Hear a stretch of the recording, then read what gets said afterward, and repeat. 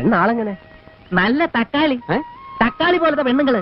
സ്നേഹിത, സമയം കളയാണ്ട് നല്ല കുട്ടികളുടെ ഫോട്ടോസ് വല്ലതും ഉണ്ടെങ്കിൽ ഇങ്ങോട്ട് എടുക്ക്. ഇതൊക്കെ എക്സ്പയറി ഡേറ്റ് കഴിഞ്ഞതാ. ഇത് ഇവളുടെ കഥയാണ്. ഇവൾ നീന്തി തുടിച്ച കണ്ണീർ ചാലുകളുടെ കഥ. ഇവൾ കത്തിച്ചു തീർത്ത നൊമ്പര തിരികളുടെ കഥ. ഇവിടെ പ്രായപൂർത്തിയായ പെണ്ണുങ്ങളുണ്ട്. പ്രായപൂർത്തിയായ പെണ്ണുങ്ങളോ? ഏതാത്? ഞാൻ തന്നെ. ഇത് പ്രായപൂർത്തിയല്ല, ഷഷ്ടിപൂർത്തിയാ.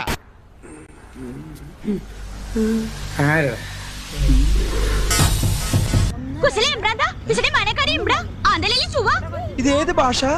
തലവേദന എടുക്കുന്നെന്ന്, വേർക്കുന്നെന്ന്. വേർത്തു പോയി കണ്ണുരുട്ടുന്നു. പക്ഷെ ആ രോഗി ആരാണെന്ന് മാത്രം പിടികിട്ടിയില്ല. ആ ഘട്ടത്തിലാണ് ഒരു ദിവസം ഗംഗയുമായി ഞാൻ തെക്കിനിയിലെത്തിയത്. അവിടെ വെച്ച് ഗംഗയിൽ നിന്നും ഒരു പ്രത്യേക തരം സൈക്കിക് വൈബ്രേഷന്റെ അനുഭവം എനിക്ക് കിട്ടാൻ തുടങ്ങി. വേദനയോടെ ഞാൻ മനസ്സിലാക്കി, ഞാൻ അന്വേഷിച്ച് നടക്കുന്ന മാടമ്പിള്ളിയിലെ യഥാർത്ഥ മനോരോഗി എന്റെ അടുത്ത് നിൽക്കുന്ന ഗംഗയാണെന്ന്. ഗംഗ പ്രതികരിച്ചു, അതിശക്തമായി, അസാധാരണമായി. അപൂർവമായ ഒരു മനോരോഗത്തിന്റെ അഗ്നികുണ്ഡങ്ങൾ ഗംഗയുടെ കണ്ണുകളിൽ ജ്വലിക്കുന്നത് ഞാൻ ആദ്യമായി കണ്ടു. ആ നിമിഷങ്ങളിൽ ഒരു നിമിഷം ഗംഗ നാഗവല്ലിയായി മാറുകയായിരുന്നു. അതാ നോക്കൂ, മുറ്റത്തൊരു മൈന. ആരാത്? ഇതാണ് നീ പറഞ്ഞ പേഷ്യന്റ്. അവളൊരു സുഖമില്ലാത്ത കുട്ടിയാ, അതുകൊണ്ട്. എന്താ സുഖം? പ്രാന്തോ? അതെ, അവളൊരു മെന്റൽ പേഷ്യന്റാ. മിന്നൽ വള കയ്യിലിട്ട ആദ്യം അവളാണ് ഇവിടുത്തെ പെൺപടയുടെ ലീഡർ.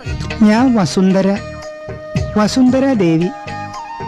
കാണാതായ മകളെ തേടി വന്ന ഒരു അമ്മയാണ് ഞാൻ. എന്താണ് അവളുടെ ഉദ്ദേശം? ഒന്നും ഒരു പിടിയും. मैं तेकपट्ट सुंदरी दामोदरम पिल्लई, केरला से.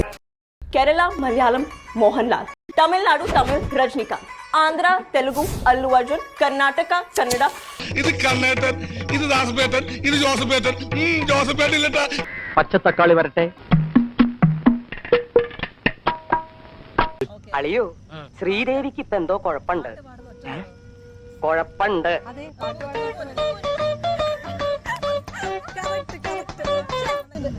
വിനീത് അഭിനയിച്ച പടമാണോ? മോനിഷ. നീ എന്ത് തേങ്ങയാണ് പറയുന്നേ?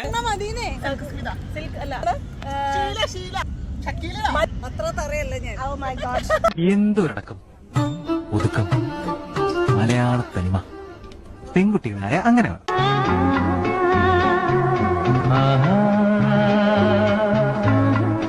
എത്താ ചെയ്യ, മരുന്നൊക്കെ കൊടുക്കുന്നുണ്ട്, എന്നാലും ഇങ്ങനെ ഒരു കാട്ടിക്കൂട്ടലാണ് ചില നേരത്തെ.